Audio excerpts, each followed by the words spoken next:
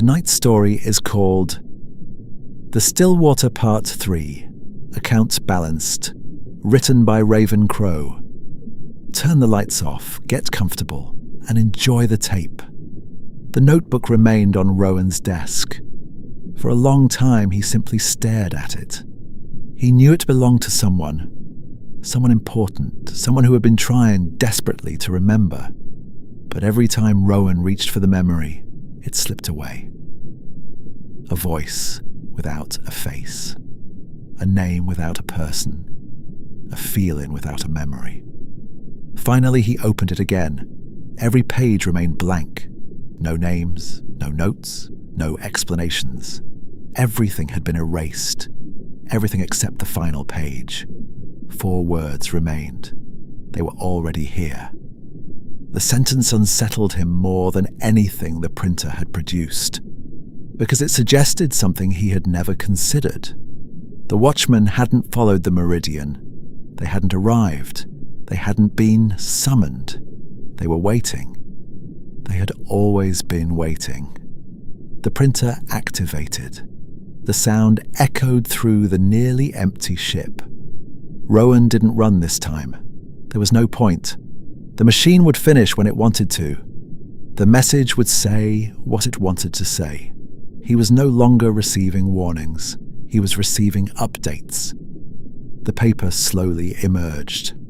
312, remaining personnel confirmed. A second line appeared. Current personnel, 3-3. Rowan Ward, Miles Carver, Captain James Holt. Everyone else had been corrected. Outside the porthole, the watchmen surrounded the vessel.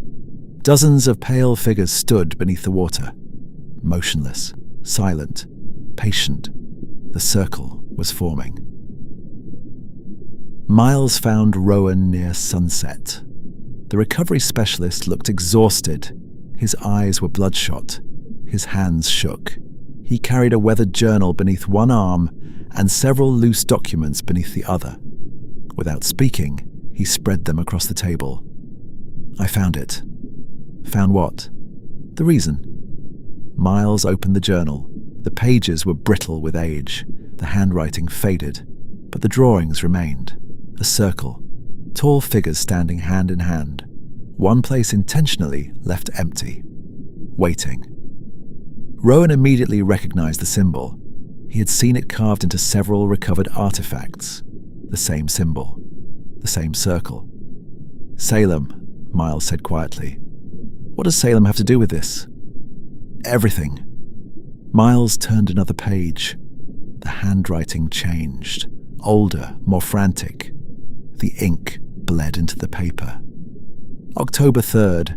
Nathan's wife insists he return from the sea. She set a place for him at supper. The children spoke with him. Yet no one else recalls Nathan Briggs. Rowan frowned. Who was Nathan Briggs? Miles shook his head. Keep reading.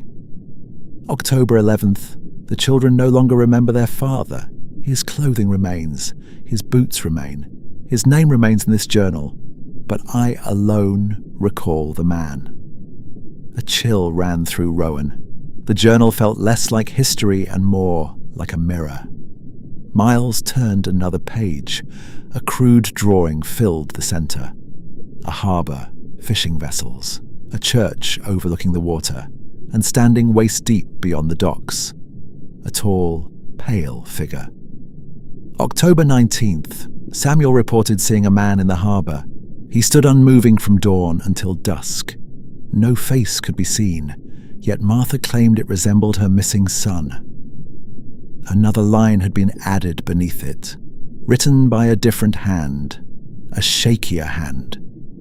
We feared the thing in the harbor, then we feared what it resembled. Neither man spoke.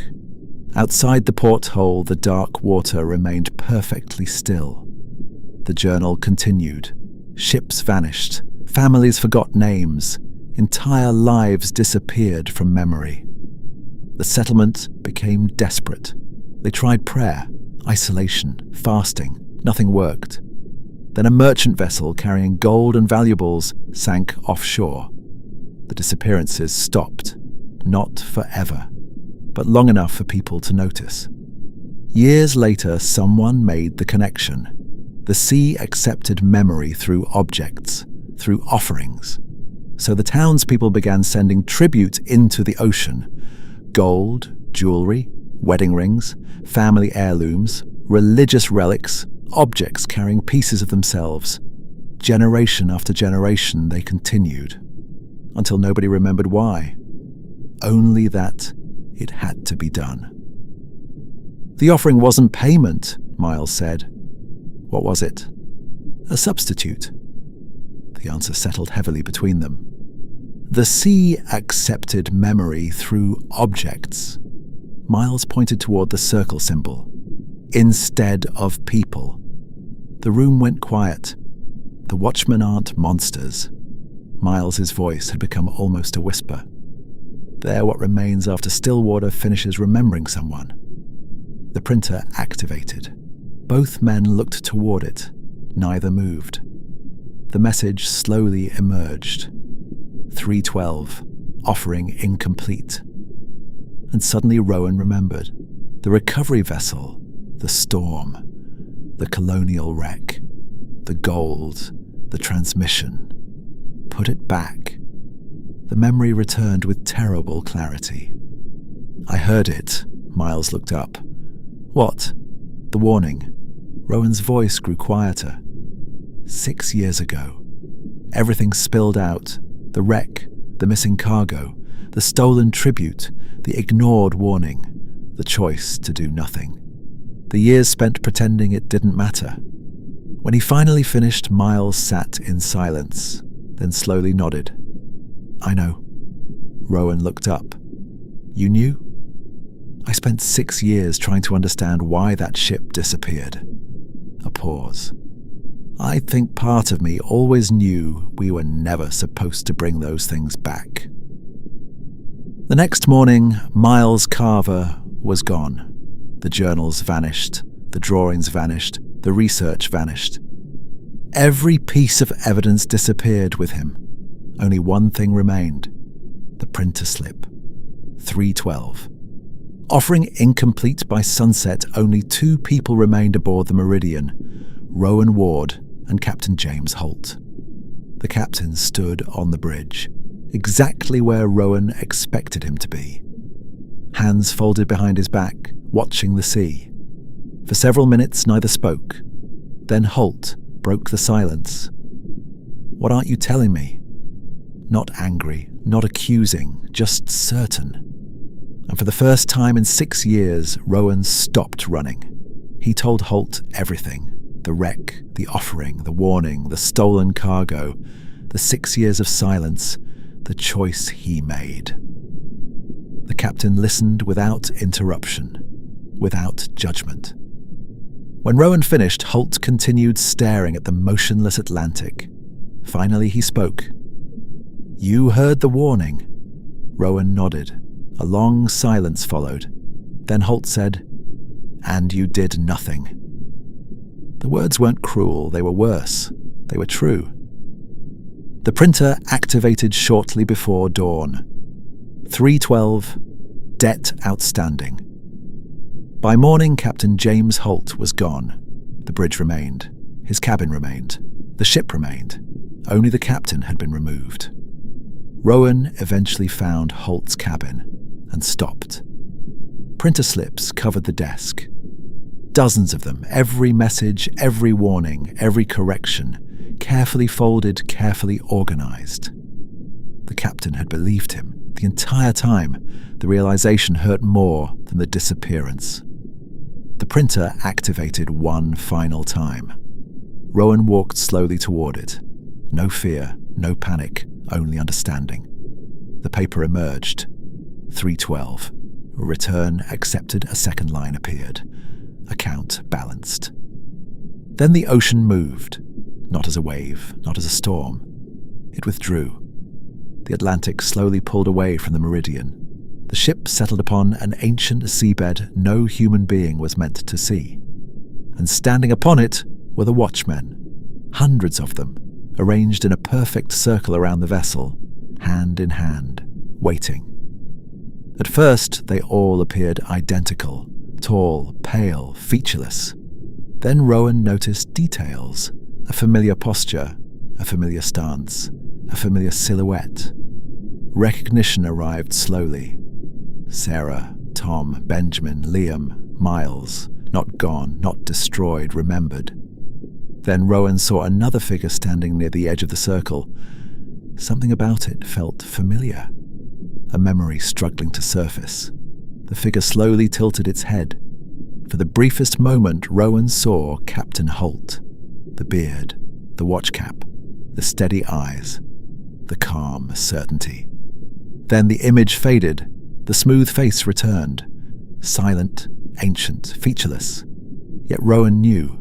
Somewhere inside that pale shape remained the man who had believed him. Then he noticed what stood beside Holt. A place. Not a gap, not a mistake, not an absence. A place. Deliberate, reserved, waiting for him. And finally, Rowan understood. The warning had never been a threat. Put it back. Not a curse. A chance. One he ignored. The fear that followed him for 6 years simply left. The watchmen remained motionless, patient, as they had likely remained for centuries, waiting for every unfinished thing to be finished, every debt to be settled, every place to be filled. Rowan looked one final time toward the figure that had once been Captain Holt. For the briefest moment, he thought he saw the faintest nod. Not forgiveness, not approval, recognition. Then Rowan climbed down from the Meridian. The ancient seabed felt cold beneath his boots, yet every step became easier than the one before. The closer he moved toward the circle, the lighter he felt, as though something he had carried for years was finally slipping away. The watchman parted just enough to allow him through. No words, no ceremony, only acceptance. Rowan stepped into the waiting place beside Holt, the final place, the place that had waited through storms, centuries, and forgotten histories. The moment his hands touched the figures beside him, the circle became complete. Far above, the Atlantic returned, not violently, not as a wave, as a memory returning. The water slowly covered the seabed, then the watchman, then the Meridian, until nothing remained. And somewhere beneath the Atlantic, the circle stood complete, once more, waiting, watching, remembering. There was never an empty place in the circle, only a place waiting for me to arrive.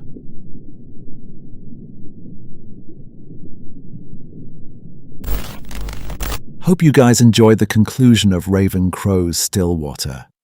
But before you disappear into the dark, we have a question for you. Have you ever been somewhere that felt alive? Not haunted, not creepy, just aware. Maybe it was an old building, an abandoned school, a stretch of woods, an empty road at night, or some place everyone else thought was normal. But something about it felt wrong to you. Tell us about it down in the comments. Did you leave? Or did you stick around long enough to find out why? Because sometimes the scariest monsters aren't hiding in the shadows. Sometimes they're hiding in the places we trust. And who knows? Your experience might inspire a future tape here on VHS After Midnight. Until next time, some places remember every person who ever walked through them.